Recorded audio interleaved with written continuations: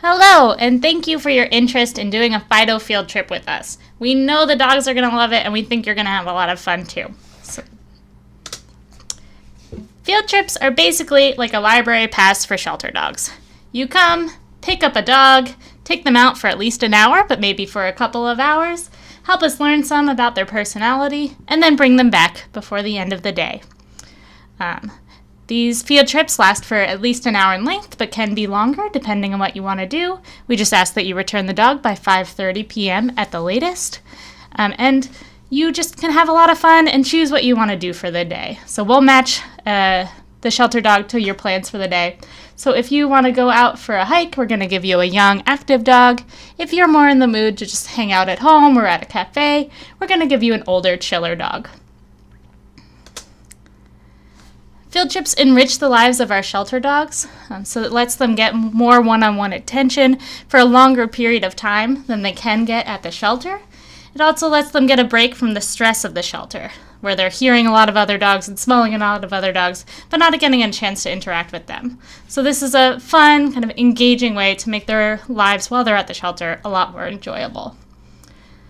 It also better approximates what the dog is going to experience once they are adopted into a home, which means that as a Fido field trip volunteer, you're helping us gain valuable information about how that dog behaves when they're in a home. Dogs will sometimes behave really differently inside a shelter than they will once they're adopted, and so you're going to give us a glimpse into that. And we can use that information to share with potential adopters and help them find the right fit. You're also going to take pictures and videos of the dog, which we can use for promotional materials. And then finally, field trips are great just for general community engagement, showing people around town that we have great dogs at the shelter and that they should come look to us for adoption. You're going to need a couple things when you go out for your field trip, and we'll provide most of them. A leash, a harness, some Adopt Me attire, a water bowl, and treats. And we're going to ask you for a positive and engaging attitude, and then finally, your adorable shelter dog, who's going to do a lot of that attracting attention for you. To schedule a field trip, you'll use the Better Impact website, which you're on right now. Once you pass the orientation, you can select the Opportunities tab on the website, scroll down to where it says Fido Field Trips, and then click on Fido Field Trips to see a list of available times. On the next slide, you're going to see what this will look like. If you don't see a time that works well for you, please email volunteer@caspca.org. We can often be flexible with a few days' notice. Finally, the end time for all Fido field trips is always going to say 5:30 p.m. on Better Impact, as that's the latest time to bring back the dog, but you're also welcome to bring the dog back before that official end time, just so long as the trip lasts for at least 1 hour. So this is what it looks like. On the top is what you'll click on, Fido Field Trip, and then you'll see a list of days and times when you can come pick up a dog. We have days and times. We have times every day, so you have a lot of options. When you come in to pick up a dog, you'll check in at the front desk, let them know that you're here for a Fido field trip. They'll probably be expecting you. You'll sign in on the field trip log, and you'll go browse through our kennels for some available dogs. You're going to be able to take out a dog who has a green or orange dot on their kennel. That means that we know that they're generally pretty open to new people and new experiences. If you're an experienced dog walker, that's someone who's been a dog walker volunteer with us for some time and done extra training, then you can also pick a pink dot dog. You can bring your suggestions for which dogs you want to take up to the front desk for review. Our front desk staff will make sure that you're picking a dog who matches your plans for the day, and then they'll get the dog out for you so you can go on your trip. For car safety, you want to make sure that the dog is tethered in so they're not jumping on you while you're trying to drive. We can provide a sheet or a towel for you to protect your car if you need that. And we ask that you keep your windows closed. While you're out on your field trip, just a couple of safety precautions. Make sure to keep your dog on leash at all times while you're in public. You also want to avoid nose-to-nose interactions with other dogs while on leash. So lots of dogs will find on-leash greetings really stressful, so we just want to avoid them. Try to keep 6 feet of distance between your dog and any other dogs you interact with at all times. We also ask that you do not visit any off-leash dog parks. And finally, you are welcome to bring your field trip dog home with you, but try to avoid interactions with other dogs in the home. So no off-leash dog parks, and just say no to on-leash meetings. So now we're going to talk a little bit about dog body language so you can tell how to read how your dog is feeling. If a dog is showing relaxed body language, that generally means that they're happy with what's going on. So if they've got a wiggly body, a relaxed open mouth, almond-shaped eyes with no whites visible, a loose wagging tail, relaxed muscles, and with the ears forward, that's the sign that the dog you're working with is happy and having a great time.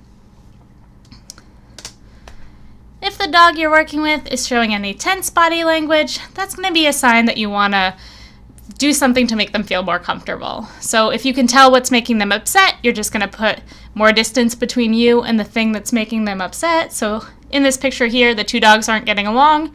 If this happened to you while you were walking a dog, you would just walk away from that other dog. So tense body language includes hair sticking up, an intense stare with the whites of the eyes visible, a tightly closed mouth or a tense open mouth with visible teeth, muscles flexed, leaning forward, ears back, stiff tail, and a dog who's lunging, air snapping, or growling. So again, if you're seeing any of this tense body language, you're going to want to do whatever you can to make the dog feel more comfortable. Often the answer to that is just going to be to get them into a different scenario. So away from other dogs or away from people who are making them anxious, someplace where you know that they've been happy before. Keep in mind that all of this body language is really good communication, even things that are scary like lunges and air snaps. That's the dog choosing to tell you that they're upset and also choosing not to do anything more dangerous. So we don't punish that kind of behavior. We just do what we can to make the dog feel happier. So a couple trip ideas. You can take the dog to a winery. We've got a lot of dog-friendly ones around here. Brewery is also a good idea. Take a dog for a hike. Take a dog to the downtown mall. It's a great place to meet people and potential adopters. You can also take a dog for a puppuccino, which is just whipped cream from Starbucks. And you can take the dog to any of the parks that are around our area. So pictured here is the Ix Art Park. It's also a good place to see other people. And finally, if you can find any good spots to get really good photos, like the I Love Charlottesville a Lot mural, that's a great way to attract attention. If you can get a photo of that, we can promote the dog on our social media. Speaking of social media, we'd love for you to document your trip with videos and pictures, Facebook and Instagram stories, any kind of content that you can send to us. We can share with all of our followers and hopefully find the perfect adopter for the dog that you're working with. We also ask that, if possible, that you share this on your social media because maybe one of your friends or friends of friends wants to adopt the dog you're working with. You can use some trending hashtags like AdoptMeSeaville or hashtag CASPCA. And finally, we ask that you send this information to fostermeseville@caspca.org. So you can email any of this content to us, and we will use what we can to get the dog adopted. So when you're taking pictures and videos of a dog, a couple suggestions to get the best representation of each dog's personality. You're going to want to fill the frame with the dog's face. And you're also going to want to catch really cute moments. So stealing a French fry, eating whipped cream, snuggling with kids, anything that's going to demonstrate the dog's unique personality. If they really love tennis balls, you want to get a picture of them with tennis balls, something that's going to make them stand out. If you do videos, please keep them short, 30 seconds and under. And it's often a good idea to dress up the dogs just to make them look a little bit silly and help them stand out. So we've got a couple photos here to show you. So just make sure that you're reading the dog's body language, especially if you decide to dress them up. So make sure that they look relaxed and happy. If the dog shows any of that tense body language, like flexing their muscles, hair raised up on the back of the head, that just means that they're not happy with the costume. So we'll just take the costume off. When you're done with your field trip, return your dog to us by 5:30 at the latest. You'll check in at the front desk and they'll get the dog back into the kennel. And we'll also ask you to complete a report card. So you're going to tell us everything fun that happened on your trip. We're going to post that on the dog's kennel. And so hopefully somebody who walks by later that week is going to say, I want that dog. That sounds like a great time that they had. If you had an amazing time on your field trip and you're interested in doing longer term fostering like sleepovers or a couple of weeks, please let us know. We'd love to have your help with that. Thank you so much. So you're going to take the quiz now, and after you complete that, you'll be able to sign up for Fido field trips. We're so excited to have you be a part of this. Thank you.